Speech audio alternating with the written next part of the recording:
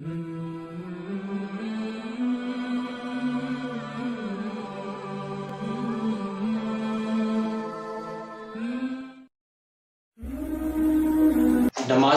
جنازہ میں چوتھی رکعت کے بعد دونوں ہاتھوں کو چھوڑ دینا یہ درست ہے، کیونکہ ہمارے ہاں یہ عرف ہے، یہ مشہور ہے کہ جس طرف سلام پھیرا جائے گا تو اس طرف کا ہاتھ چھوڑ دیا جائے گا. یعنی اگر پہلے سیدھی طرف سلام پھیریں گے تو سیدھا ہاتھ چھوڑیں گے، اور جب بائیں طرف سلام پھیریں گے تو بایاں ہاتھ چھوڑ دیں گے. ایسی شریعت مطہرہ میں کوئی اجازت نہیں ہے، اور کہیں سے ایسا پایا جانا یہ ثابت نہیں ہے. تو جب جنازے کی چوتھی رکعت، چوتھی تکبیر ہو جائے تو اس پر دونوں ہاتھوں کو چھوڑ دینا چاہیے. اس کی وجہ کیا ہے؟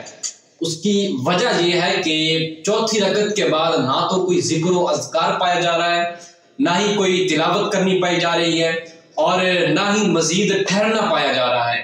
ہم ہاتھ باندھتے ہیں نماز میں تو اس کی اصل وجہ یہ ہے کہ قرات ہو رہی ہے، قرآن پاک کی تلاوت ہو رہی ہے. اس وجہ سے، ذکر و اذکار کی وجہ سے ہم ہاتھوں کو باندھتے ہیں. تو تکبیر جب چوتھی ہو جائے تو اس کے بعد کوئی ذکر نہیں ہوتا، کوئی قرات نہیں ہوتی، نہ ہی اس کے بعد مزید ٹھہرنا ہوتا ہے. تو اس وجہ سے دونوں ہاتھوں کو چھوڑ دینا چاہیے. جیسے عیدین کی تکبیرات اضافی ہیں، جو زائد تکبیرات ہیں، ان میں ہاتھوں کو چھوڑا جاتا ہے. کیونکہ اس میں نہ کچھ پڑھنا پایا جاتا ہے، نہ ہی کوئی ذکر ہوتا ہے. اس وجہ سے ہاتھوں کو چھوڑا جاتا ہے. اور یہاں پر بھی یہی حکم ہے، یہی یہاں پر فتویٰ ہے کہ دونوں ہاتھوں کو چوتھی تکبیر کے بعد نماز جنازہ میں جب امام چوتھی تکبیر کہے تو دونوں ہاتھوں کو چھوڑ دیا جائے.